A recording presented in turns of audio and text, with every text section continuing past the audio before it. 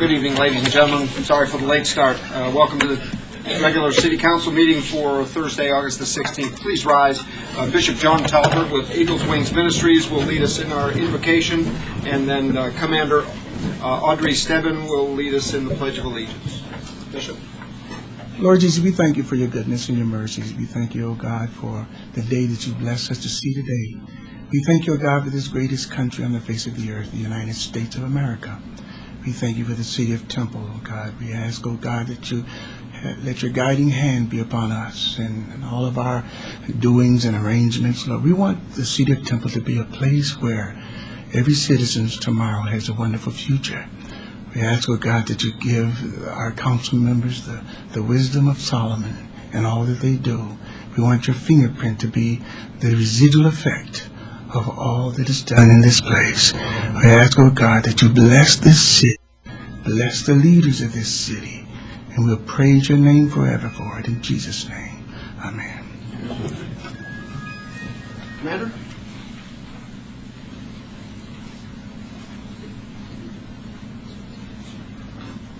I pledge allegiance to the flag of the United States of America and to the republic for which it stands, one nation, under God, indivisible, with liberty and justice for all.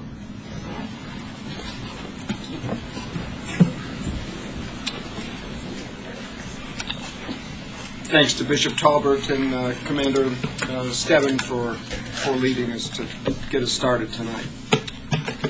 Next item on the agenda is an opportunity for public comment. Citizens who desire to address the council on any matter may sign up to do so prior to the council meeting. Public comments will be received during this portion of the meeting, and please limit your comments to 3 minutes. No discussion or final action will be taken by the council on any of these items. No one has signed up to speak this evening, but I want to take this opportunity during this portion of the meeting to introduce a young lady to everyone tonight who's just arrived in our country. And Julia, would you mind coming up here? This is Julia Hetzel. She is here from Bruskel, Germany. Is that close? Hi, Julia. How do you do? Welcome to the United States and welcome to Temple, Texas. We are thrilled to have you here. And I have a couple of pins for you for the city of Temple. This is our the old pin, and this is our new pin. So if you want to, thank you, welcome, and I hope that you enjoy your stay here in the United States and your new family, the Grahams, our wonderful hosts. All right, thanks, welcome. Anything you would like to say? Oh, no. No, we'll get you another time. Thank you. Welcome.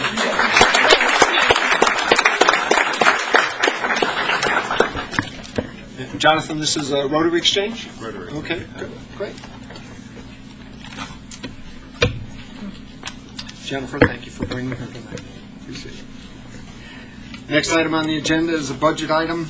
Item 3 is for a public hearing to conduct the second of 2 public hearings to receive comments on the proposed tax rate of 56.81 cents per $100 valuation for fiscal year 2008, and that's for the 2007 tax year, and announce the meeting to adopt the proposed tax rate on August the 23rd of 2007. That meeting will be at 5 o'clock. Mr. Blackwood. Mayor and Council, I'm going to go very, very quickly through these slides. All of these slides we presented in previous discussions, not quite that fast, but we will go very fast through these. There's really only about 3 slides that I'm going to highlight. I'll be happy to go back to any of the slides Council would like to talk about or discuss in any more detail. The first slide that I'm going to spend just about 30 seconds on is the remaining calendar. As Council knows, we started the calendar with about 2 pages worth of dates back in March, April timeframe. We're now down to 2 remaining dates, August 16th, which is tonight, which is the second public hearing scheduled and announcing the tax rate to be adopted on August 23rd, which is the second and final meeting. And then there's a sub-bullet right below that that talks about the call for the GO bond election. We have put that in front of Council also, so you do have that opportunity on August 23rd to call for general obligation bond election. Now, if you go to the tax rate slides from there, all of these slides are the same as what you've seen right there. If you'll stop for a moment. The purpose of your public hearing tonight is to, our second public hearing on tax increase, the effective tax rate increase. You'll note on that slide there, the proposed tax rate, 56.81, as opposed to 57.34. That is an effective increase of 2.99% over last year's tax rate, even though it's a lower tax rate. The next slide just shows the history, 1999, the adopted tax rate to this year. And really, those are the only slides that I was going to highlight in advance of the second and final hearing. The remaining slides, I think, again, Council has been made aware of, and we've also made those in public presentations before. So I will stop there. If Tracy wants to add anything or highlight any of the slides, certainly welcome her to do so also. Okay. Thank you, Mr. Blackburn. Mr. Bernard, anything? No. Council, any comments or questions before we go to the public hearing? This item is a public hearing. I'll declare the public hearing open. Anyone that wishes to speak to the council on the tax rate or any other item concerning the agenda, I'd certainly welcome you to come up, and please state your name and address prior to making your comments so that we have that for the record. Anyone wishing to comment on the proposed tax rate or the budget? Seeing no one wishing to speak, I'll declare the public hearing closed. And next Thursday night, August the 23rd at 5 o'clock in council chambers right here will be the meeting in which we'll adopt the tax rate, and we'll also consider a GO obligation bond election call at that meeting as well. Next item on the agenda is the consent agenda. All items listed under this section, consent, are considered to be routine by the City Council and may be enacted by one motion. If discussion is desired by the Council, any item may be removed from the consent agenda at the request of a Council member and will be considered separately. This is item 4, A through U. And Council, are there any items you wish to have removed from the consent agenda for individual consideration? G and L. We'll move item G and item L. I'd like to ask that item T be removed for presentation. Are there any other items to be considered separately? If there are none, I'll entertain a motion on the consent agenda, items 4A through T, with the exception of G, L, and T. I'm sorry, A through U, with the exception of items G, L, and T. Motion to approve. Second. Motion is second to approve the consent agenda as stated. If there's no further discussion, Madam Secretary. Mayor Pro Tem Terrell. Aye. Councilmember Luna. Aye. Councilmember Schneider. Aye. Mayor Jones. Aye. Item 4G is to consider adopting a resolution authorizing a construction contract with TTG Utilities, LP of Gatesville, for constructing a roller hockey court concrete slab in Wilson Community Park in the amount of $83,000 and rejecting all initial bids received for this project on June 12th of 2007. I don't know that this needs a presentation, unless, Council, you'd like one prior to a motion. I pulled it. I think we need to look into this a little bit further and maybe have some discussion before we put it on the agenda for approval. And I'd like to go ahead and table that and see what we could do about looking at that. Is that a motion to table? That's a motion to table. Aye, second. Okay, we have a motion to table and a second to give time for staff to bring back some additional information and to do some research as requested by Council in the workshop session that preceded this meeting. So we have a motion and a second. If there's no further discussion, Madam Secretary. Mayor Pro Tem Terrell. Aye. Councilmember Luna. Aye. Councilmember Schneider. Aye. Mayor Jones. Aye. Item 4L, consider adopting a resolution authorizing the execution of a letter of intent and a development agreement with the owners of a 23.48 acre tract in Arrowhead Point in the city's ETJ adjacent to Lake Belton. Mr. Graham, you want to take this on? Sure, I'd be glad to, Mayor, members of the council. This item is a request from the developer, or the proposed developer, of a 23.5 acre tract out in Arrowhead Point in the city's ETJ to build approximately 260 luxury or high-end condo units. They're requesting a development agreement and a letter of intent from the city, which would commit the city to reimbursing them for up to 50% of the cost of a sewer line extension to that project. They would front the cost of that. They would construct a lift station, a force main, and some gravity-fed portion of the sewer line, acquire all the right-of-way, dedicate that to the city, and under the proposed letter of intent, followed by a development agreement in substantial conformance with that letter of intent, we would agree to, out of the fees they pay us for building permit fees, plating, water and sewer revenue to the city or payments to the city, we would reimburse them for up to $150,000. We'd also, the other terms of that are we would limit that payment period for 10 years, so they would have up to 10 years to collect that. If it doesn't build out, they're going to build it in phases. If they cannot recover that $150,000 in that period, they would do so at their own risk, as well as if the project comes in over that, if the cost is higher than that, we would cap our commitment to $150,000.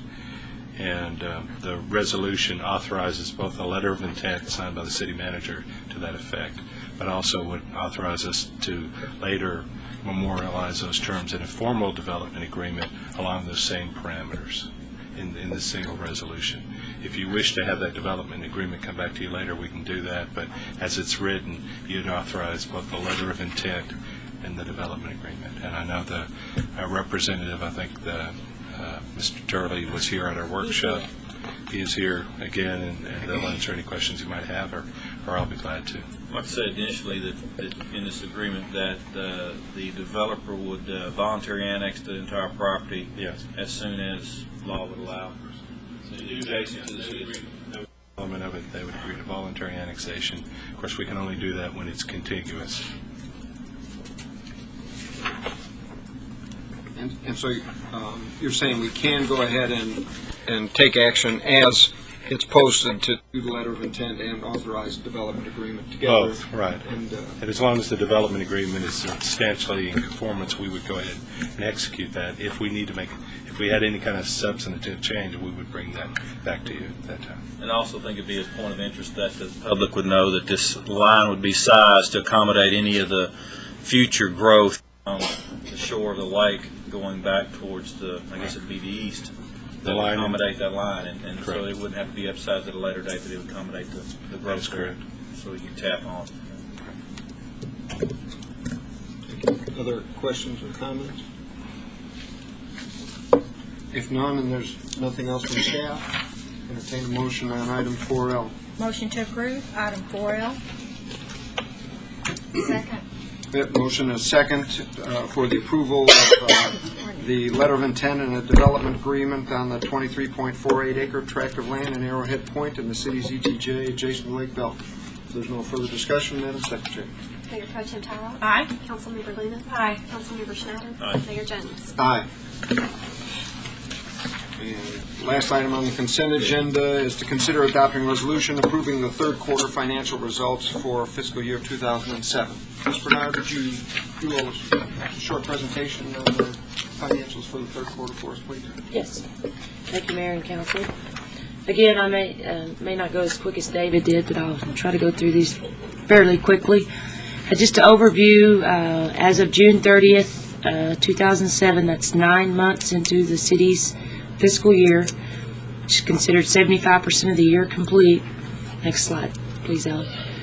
With that, the general fund, total revenues for the general fund are at 85.37%.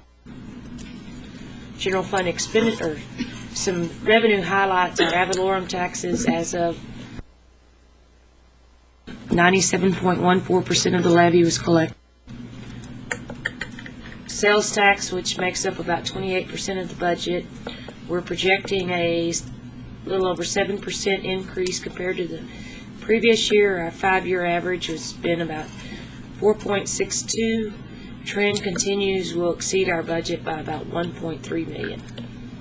Next slide just shows how Temple compares to cities within our region and also how we compare to cities statewide in the state of Texas.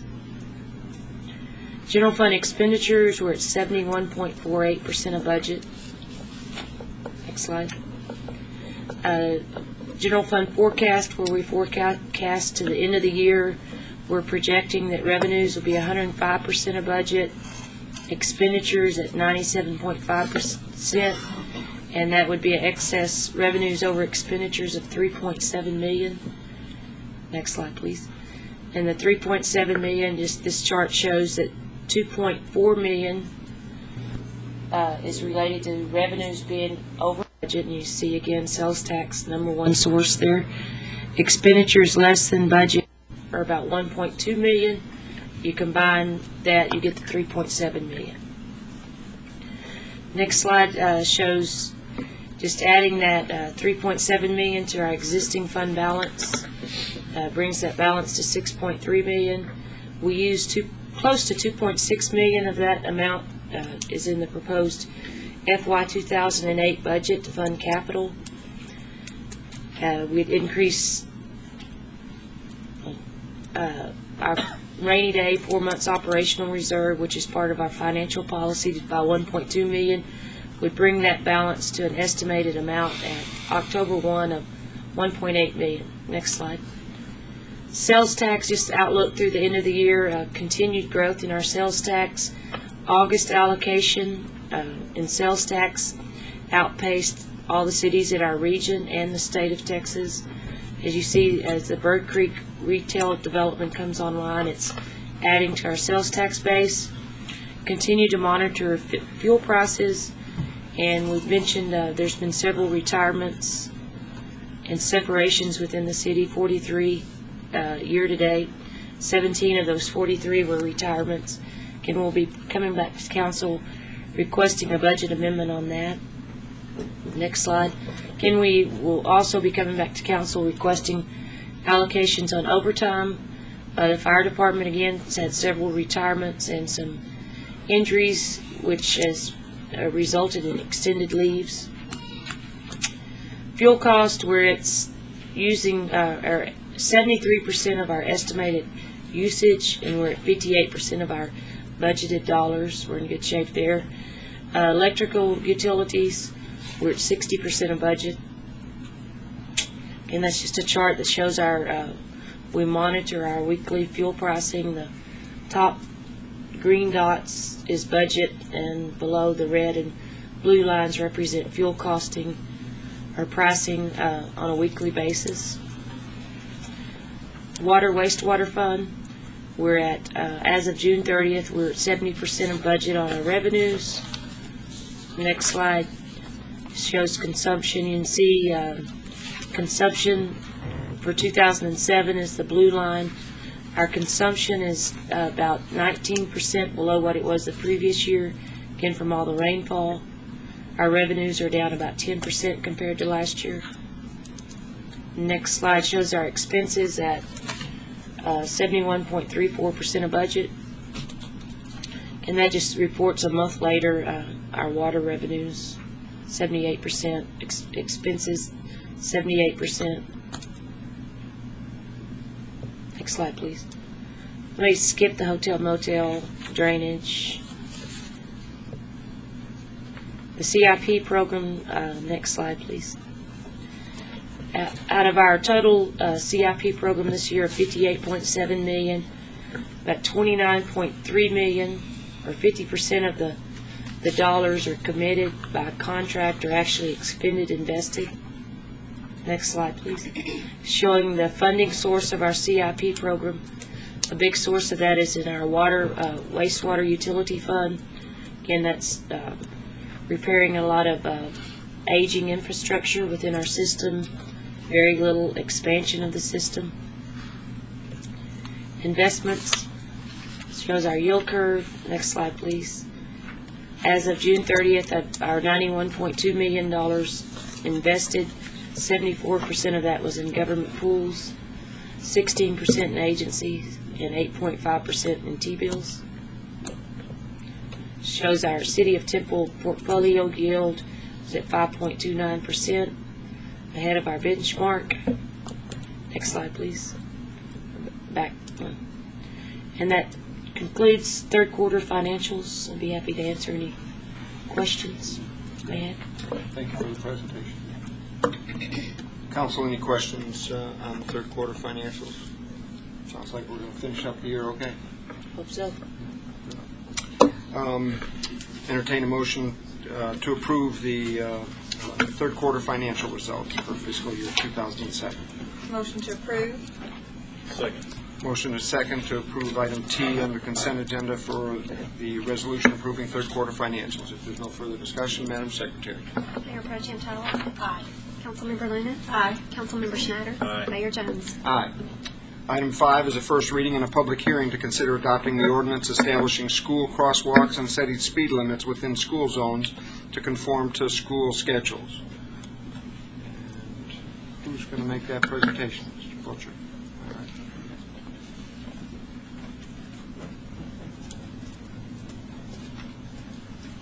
Hiding back in the corner. I had a different Thank you, name Mayor. on my agenda for that one, so I didn't see him here. We have a list of school crossings, and every year we need to go ahead and pass the appropriate ordinances to provide where the crossings are and the school zones and things like that. So this is kind of a housekeeping thing. The only thing that's different is Temple ISD has requested that a flasher-controlled school zone on East Avenue H and South 24th be removed, and that those flashers be moved to a school zone at South 30th Street and East Avenue J. Belton ISD has requested a school zone be added around the new Tarver Elementary School that's in the Temple city limits. And this ordinance that you have in front of you today basically takes what we had before and adds these changes to it for the upcoming school year. If there are any questions, I'd be glad to try to answer them. Thank you, Mr. Butcher. Council, any questions on this item before we go to public hearing? Okay, great. Thank you, sir. Thank you very much. This item does require a public hearing. I'll declare the public hearing open at this time. If you wish to speak on this item relating to the school crosswalks and speed limits in school zones, please come forward and state your name and address for the record. Seeing no one wishing to speak, I'll declare the public hearing closed. Council? Motion to approve. Second. A motion is second to approve the ordinance for the school crosswalks and speed limits for the coming school year. If there's no further discussion, Madam Secretary. Mayor Pro Tem Tyler? Aye. Councilmember Luna? Aye. Councilmember Schneider? Aye. Mayor Jones? Aye. Item 6, first reading and a public hearing. Consider adopting an ordinance amending the City of Temple zoning ordinance, Section 7-625, regarding HUD code manufactured home design standards, and adding Section 7-626 for existing land lease communities. Mr. Dole. Mayor and Council, this item has been considered by the Planning and Zoning Commission at its most recent meeting. Over the last 5 or 6 months, through the review of different building permits, staff was having difficulty in administering the existing ordinance. The ordinance that we use has been in effect since 2001, and it didn't necessarily consider existing land lease communities, otherwise known as what you could be described as mobile home parks. And so we have 2 steps in front of us this evening. One is to amend the title for the existing chapter for 7-625 to talk about for expanded or new land lease communities. And what we're trying to do is to be more user-friendly and take a look at creating a 7.626. And that's to understand where the existing communities that we have sometimes don't have the room for a double-wide manufactured house that the current ordinance required. And so the proposed ordinance in front of us this evening for first reading would allow for a single-wide or a double-wide unit to be able to be placed in the mobile home park. But staff was concerned with some of the age of the units coming into the park. And from working with the existing owners and operators in the community, we looked to try to create one that would have an age limit of 10 years or newer. And then also the other idea would be to look at a roof, the roof dimensions that we had only focused on those for a double-wide unit, and this would allow for a single-wide dimension for the roof line for drainage.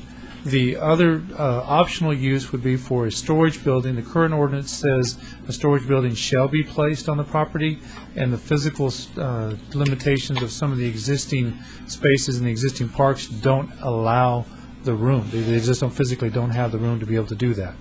And so the items that are unchanged would be the requirement for the perimeter screening, also for the transport of the equipment, siding, foundation, and skirting.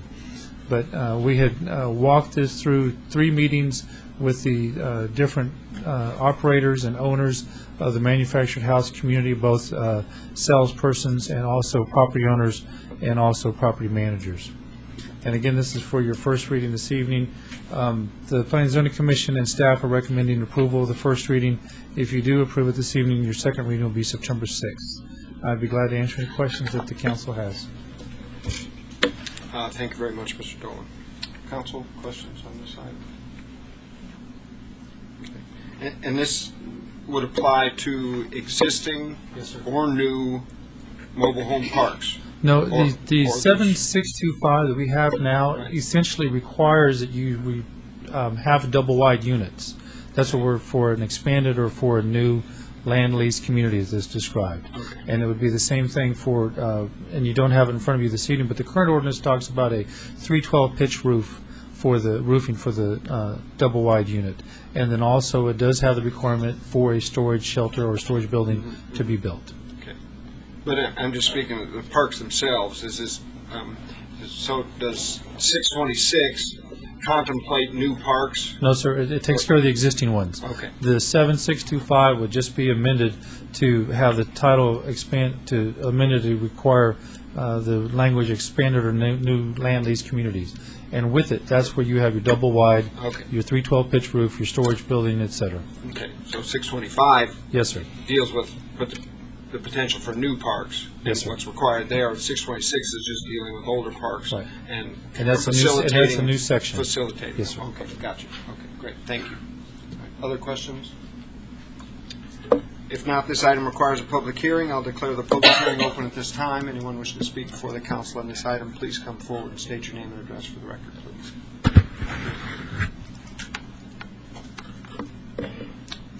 Seeing no one wishing to speak, I'll declare the public hearing closed. Council? Motion to approve. Second. Have motion and a second to approve the first reading of the change in the Section 7625 and the addition of contemplated 7626 dealing with HUD code manufactured homes. If there's no further discussion, Madam Secretary. Mayor Pro Tem Tyrell? Aye. Councilmember Luna? Aye. Councilmember Schneider? Aye. Mayor Jones? Aye. Next item is also a first reading and a public hearing. Consider adopting an ordinance amending the City of Temple zoning ordinance Section 7-103, 8-902, 10-101, and 21-101 regarding accessory dwelling units in a non-residential zoning district and associated design standards. Ms. Adele? Thank you, Mayor and Council. We're bringing before you tonight some suggested revisions to the zoning ordinance to allow for accessory dwelling units to be placed inside of a main structure in a non-residential zoning district. And the reason that we're requesting that this language be changed in our ordinance is because the ordinance as it reads right now allows for primary residential uses to be built in non-residential districts, things like single-family houses, duplexes, townhouses, apartments, hotels and motels. Those can all be built in many of our non-residential districts right now.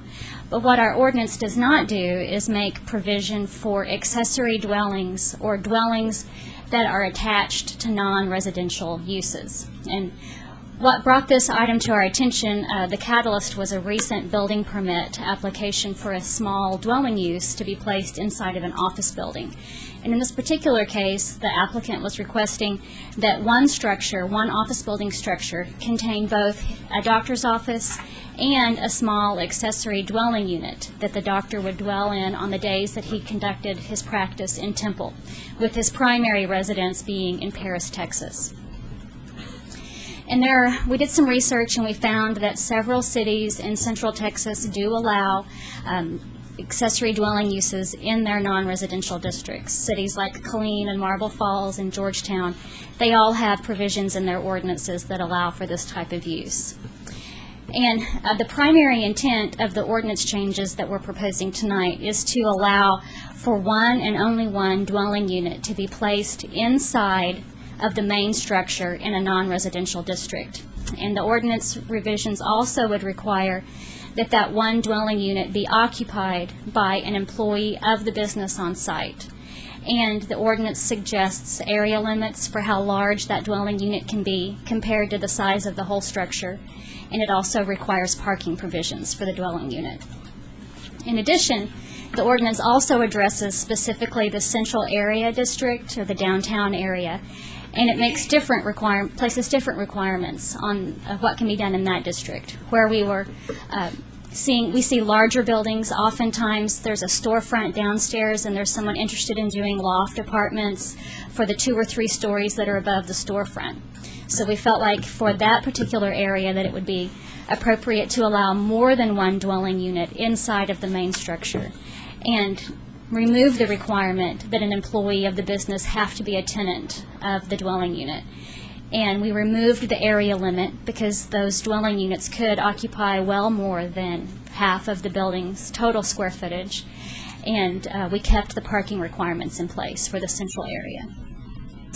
So we're proposing revisions to these 4 sections, and I'm going to start by going over the definition that we're proposing for Section 21.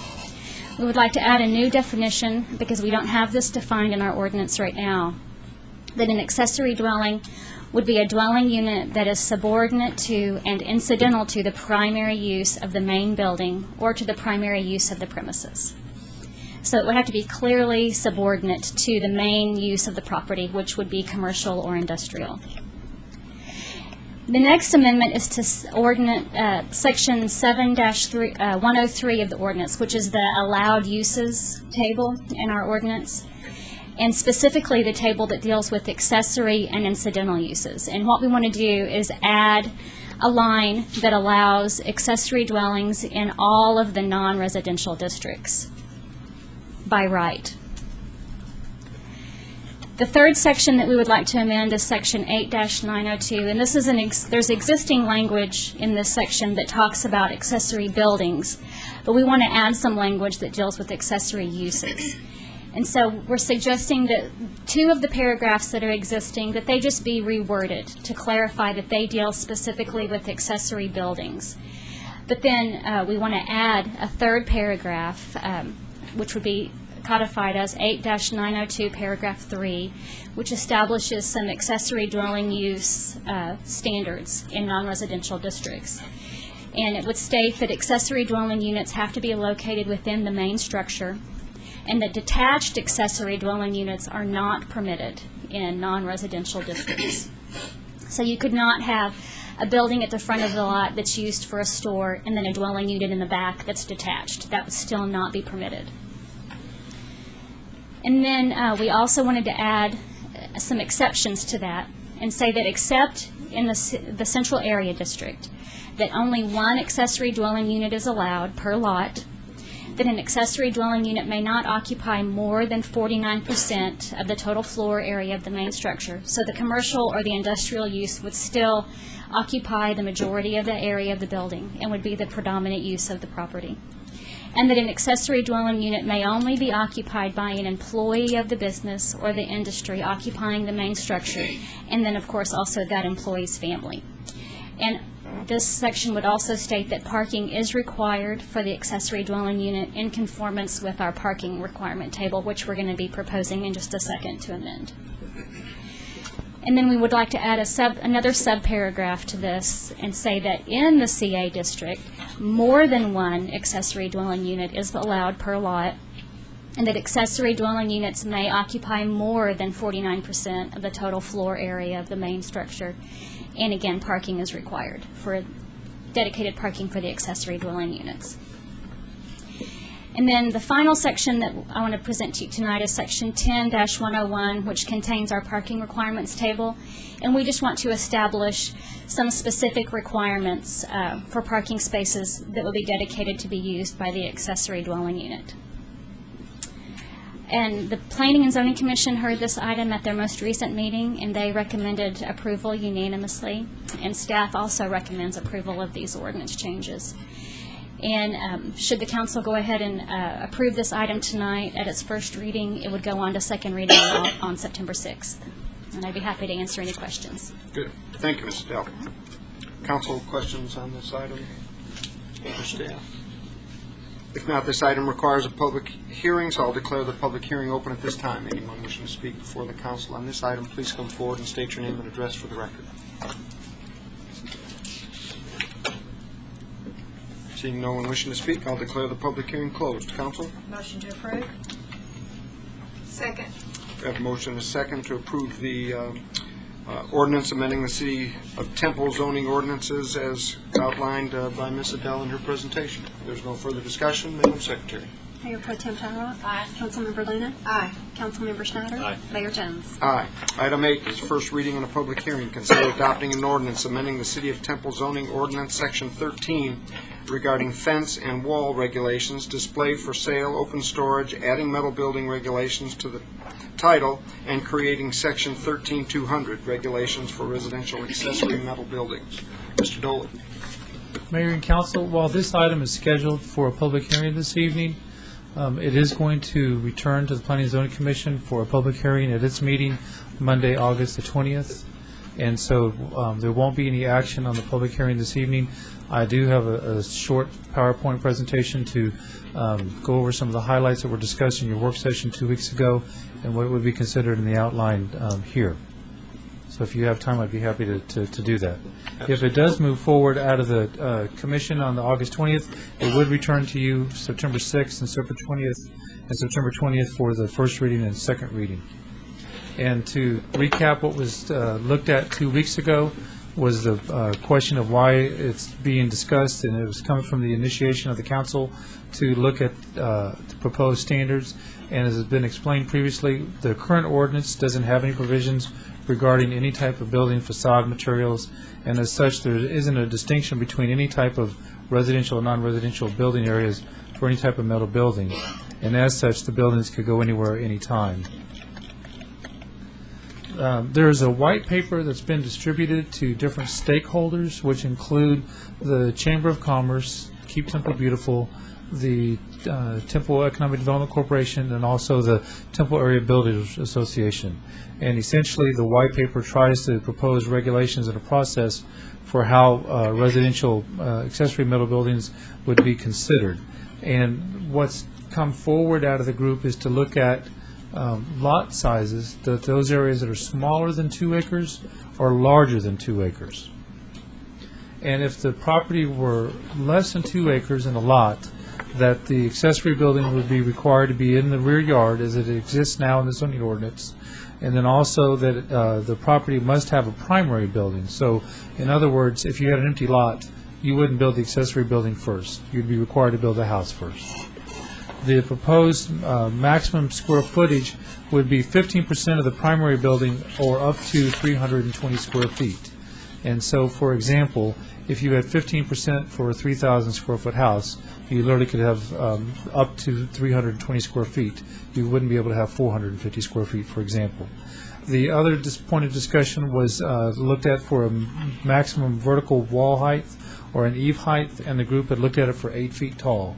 And so that would be if you had a 6-foot stockade fence or some type of fence, it would be basically 2 feet above that. So that would be its maximum height with the roof, of course. If you looked at an area that was larger than 2 acres, it would also need to be located in the rear yard and also must have the primary building on site.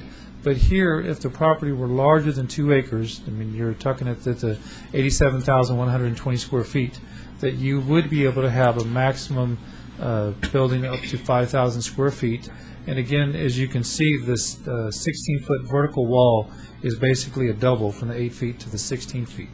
And from discussion with area stores, if someone did try to have a barn or a shed area on a larger area, that would allow up to 3 pallets of height. And so if you did have feed, for example, if you had a larger area and you had some type of livestock, that would be able to be kept under shelter with a 16-foot vertical wall. And again, this would be moving forward to the Planning and Zoning Commission at their meeting on August 20th. But I'd be glad to take any comments from you this evening to the commission meeting on Monday. Great. Mr. Dolan, could you flip to, I think it was the last slide or second last slide. Greater than? Yes, that was it. So that's contemplating in a residential area of greater than 2 acres, Yes, sir. okay, that they can have a single building. It can be the primary.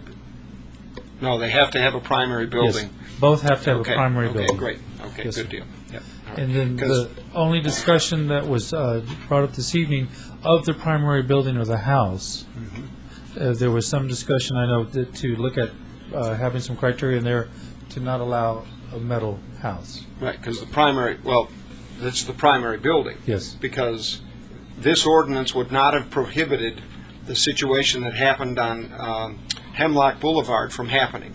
It could have happened again. The only reason that had to be torn down was because of a development agreement in that neighborhood. So, Mr. Graham, is that? Well, I think that is largely correct. There's also the issue that that property is zoned residential, and that is a separately zoned platted lot, and that was not a primary structure, that was an accessory structure. And there's an issue about whether you can have that accessory building in a area that's zoned for single-family residential. But is accessory building defined in the code? I think as a building it is. that can't be a standalone building. It has to be a I secondary think it has to building. be, if you look at the totality of it, I mean, that's a gray area, but I think the totality of those, in the spirit of the, as Mr. Schneider would say, is that it has to be a residential use, and that building was not a residential use. Correct. So we just need to make sure that's clearly defined, or we just need to say that the primary facility can't be a metal building either. And we would be happy to bring that up to the commission's attention on Monday. If you would, please. In this case, the primary building could be smaller than the accessory building, correct? That is correct, because there is not a minimum square footage for a dwelling unit. But again, if you had any type of dwelling unit, that means where you're going to have 15%. Where I'm looking at a lot areas smaller than 2 acres. Right. Right. Right. And so the 15% there is there. The only thing is looking at if you had a primary building on a lot area larger than 2 acres, it is possible that, yes, you could have a small house on the 2 acres or larger. Mayor, this item is on your agenda for action, and I think the request is that you table the item. Right. Table the item this evening. But We still have to have because the we public called the hearing, public because it's hearing, we need Yes. to open the public. Yes, sir. Okay, good. Thank you, Mr. Dolan. Other questions before going to public hearing? If there are no other questions or comments, we are posted for a public hearing this evening, so we do need to proceed with the public hearing. So I'll declare the public hearing open on this item. Anyone wishing to speak before the council on this item, please come forward and state your name and address for the record, please.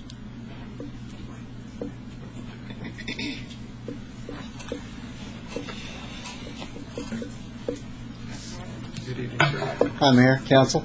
I'm Troy Glass, and I'm with Temple Area Builders Association, 12 North 5th. Here as a member of the stakeholder group that Mr. Dolan referred to earlier.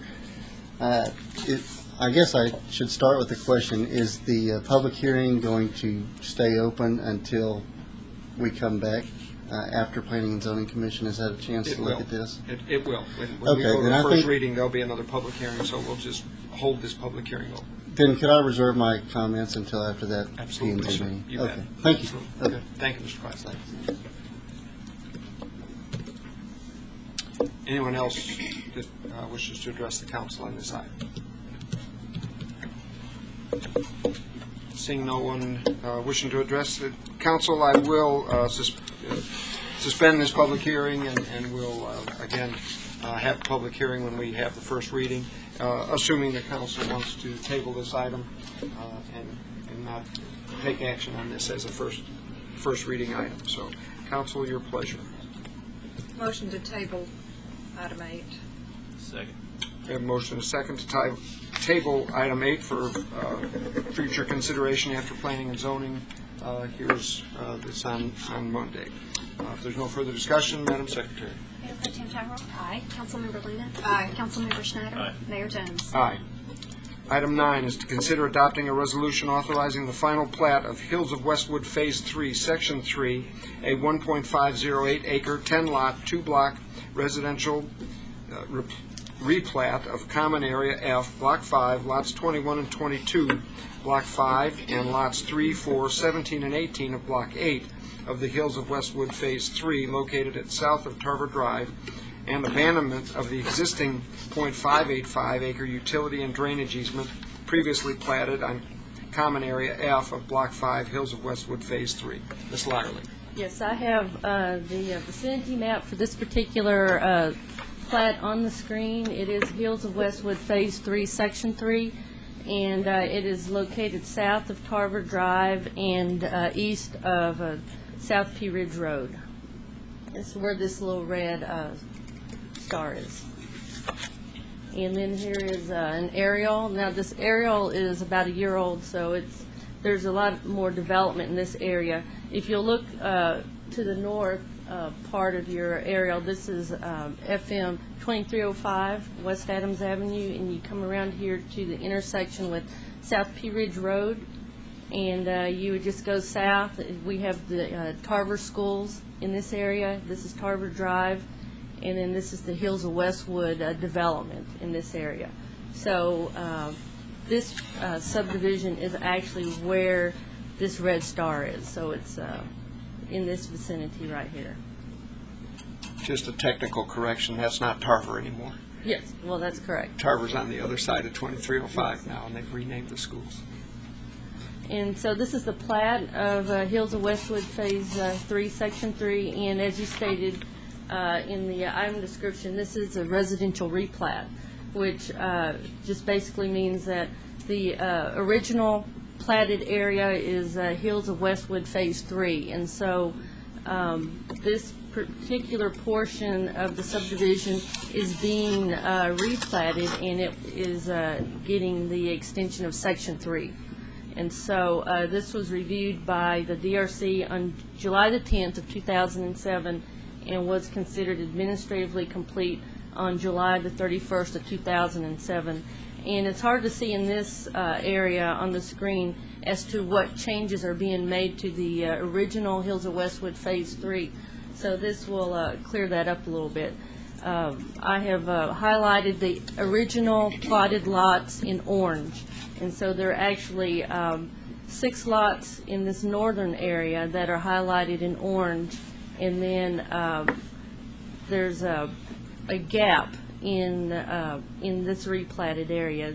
Lot 23 is being left as it was platted with the original plat, and then we're coming down here to the south of that and changing that. And so basically, I have a picture of the original plat on the right side of the screen, and if you'll look at that, on the bottom portion, we had one single lot, and that was platted as a utility easement and drainage easement, and that is known as Common Area F.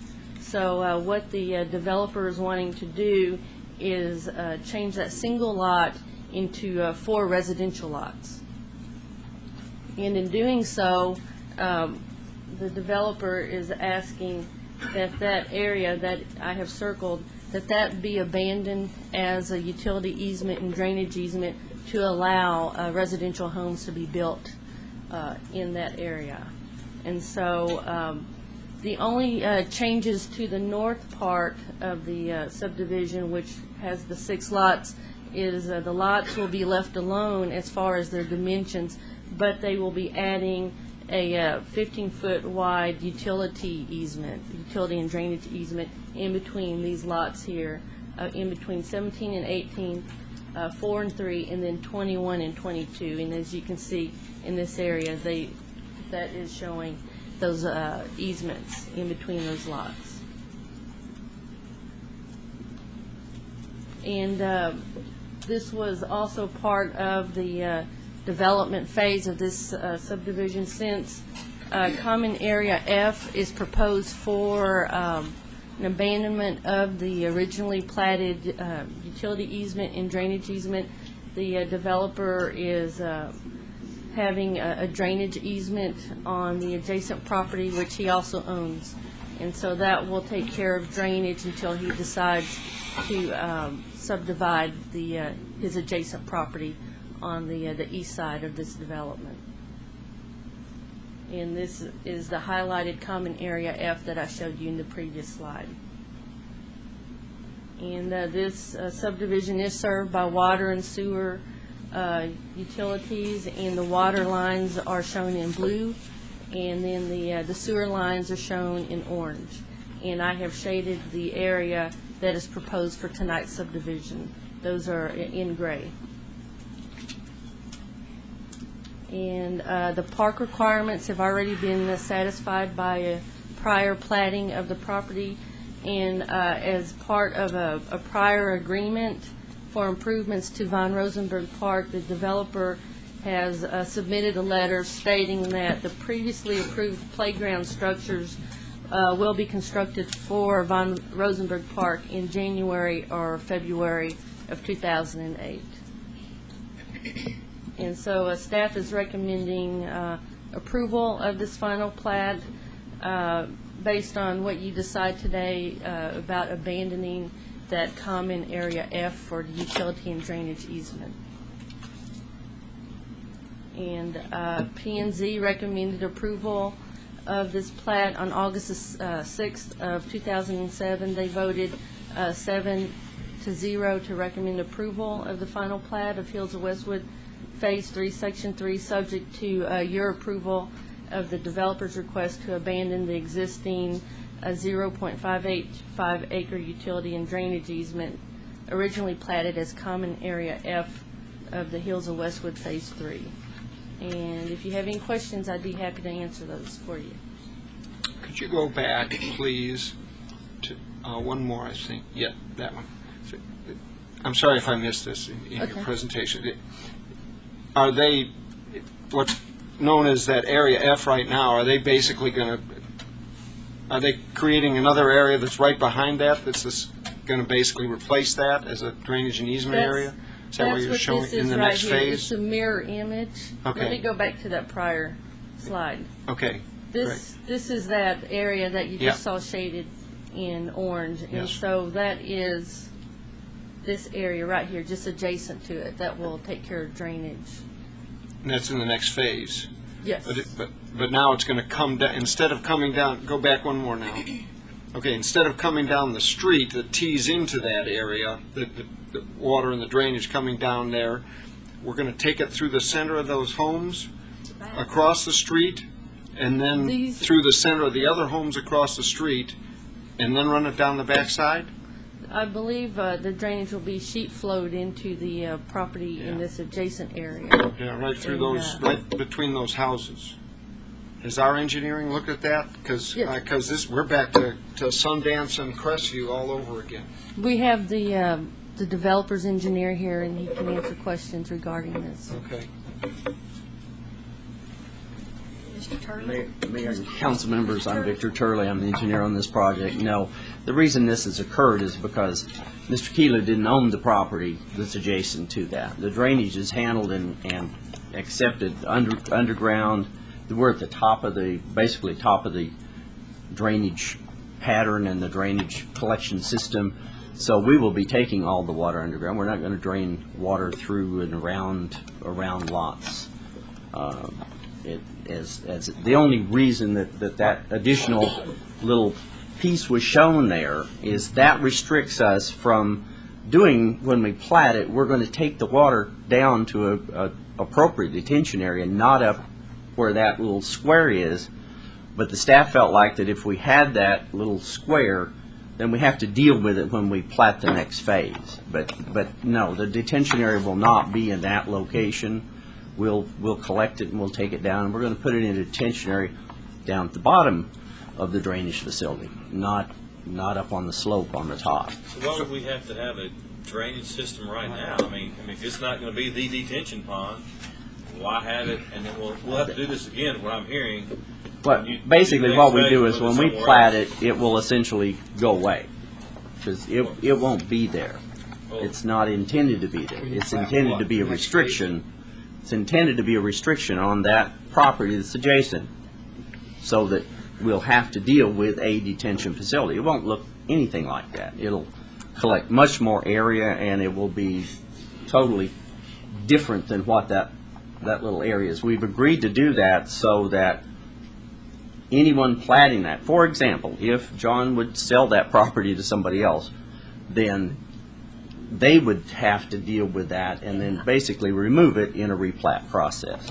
But yes, it will go away. It will not be there. So why is that a drainage easement between those homes? Like if it's a utility easement, that's great, but why is it a drainage easement if it's not going to handle drainage? We're going to, yes, Go ahead. we'll be transporting water through that area, yes. Underground. Yes. Is that what you're saying? Yes, yes, Underground. yes. So is it, when we say it's a drainage easement, then it's Yeah. strictly a utility easement, Mhm. but, which I consider all underground, but when you call it a drainage easement, I'm thinking there's going to be a little culvert there, so they're going to trench it or put a little concrete Mhm. culvert there to carry water. Yes, we'll carry the water through that location, that's On correct. top or underneath. On top or underneath? That's the, I think is what That's what he's saying, Victor, is that Yeah. through No, I there, understand. very I easily, if understand. you have a drainage easement, it's basically an above-ground channel Mm-hmm. that goes across between the houses and dumps back in the street, goes down the street and out. Is that underground or above ground? That'll probably be above ground. Mr. Turtle, I don't want to shoot you down, but I can't vote yes on this. Because what's prepared, when you say through the backyard right here and into here, I mean, to me, this just doesn't calculate. That would actually be street draining in too, because it's going to have to go through the yards, in the street, And and across. across again, Uh-huh. correct? I mean, it's going to take street water as well as between the houses. I don't like what's going on in Sundance, and I just see Sundance Is revisited. that right? Possible. I would, yes, I would imagine that we would be looking at a collection system there. I don't Well, think if you we'd go be. back to the topography of that land. Well, and we're one at the those top of slides, this, yeah, we're at the top of the drainage facility. You don't have a topo of it, do you? No, keep going. There wasn't, Actually- there wasn't a topo. Yeah, it's, No. no. Sure, like. Yeah, before we were taking it into the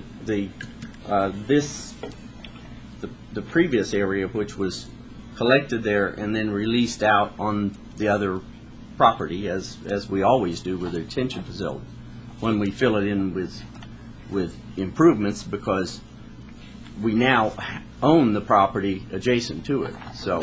But see, that looks like you could actually drain both houses to the street, and all the streets will collect into that. I think what the mayor's saying, now it could go to the street, and that street actually drains right off the street into a detention pond, not through the yards, around about, and then to a detention. Is that what you're saying, Bill?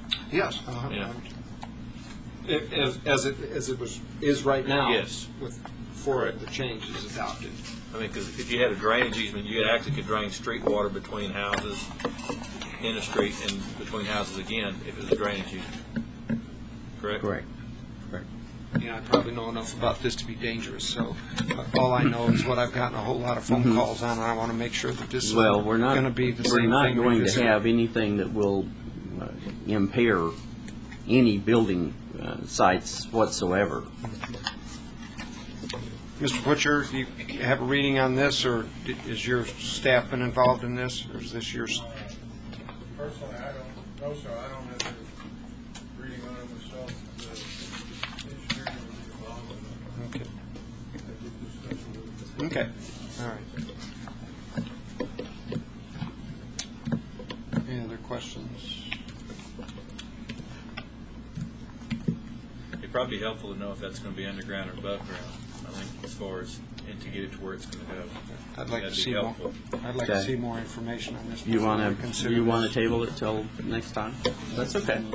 Is there a timeline, Victor? I mean, is it? No, we're basically, like I said, we're doing it because John got the property next to it. Otherwise, Yeah, we'd have yeah. left everything just the way it was. We wouldn't have changed anything. Well, but So the we're- big thing you changed is you're running drainage in between houses that you weren't going to before, and why is that? Okay. Yeah, that's the Why thing don't you, that why don't concerns you table me. that, and we'll get with Yeah. I'll get with Michael, and we'll answer that That'd be question. for you. appreciated. Sure. Thank you, Mr. Chairman. Thank you, sir. Mr. Graham, Well, I do we just have wonder- a timeline? I think Mr. Dolan was telling me that we're at that timeline, so we either have to deny it tonight, or he has to agree to extend or stop the timeline. Okay, we'll need that in writing. Okay, great. All right, thank you. Okay. All right, thank you, Mr. Turley. Okay. Motion to table. Second. We have a motion and a second to table item 9. Is there further discussion? Thanks. If there's no discussion, Madam Secretary. Mayor Pro Tem Tyrell? Aye. Councilmember Luna? Aye. Councilmember Schneider? Aye. Mayor Jones? Aye. Item 10 is board appointments. We have a long list of board appointments before us for a number of different committees and that and commissions for the city council. But we also have a few openings that we're waiting for additional nominees for, and we would really like to consider this item when we have a full council. So if there's no objection from the council, and it's your pleasure, could we table this item till our September council meeting, our first meeting in September? Motion to table this item until the first council meeting in September. Thank you. We have a motion and a second to table item 10 on the board appointments. Further discussion? There being none, Madam Secretary. Mayor Pro Tem Tyrell? Aye. Councilmember Luna? Aye. Councilmember Schneider? Aye. Mayor Jones? Aye. Thank you. Okay. Yeah, that was good. Yeah. That concludes our agenda this evening, except for one item, and that's to wish our city manager a happy birthday tomorrow. And we won't say how old, how young. 29. Again. All right. Ladies and gentlemen, if there's nothing else for the city council this evening, we're adjourned.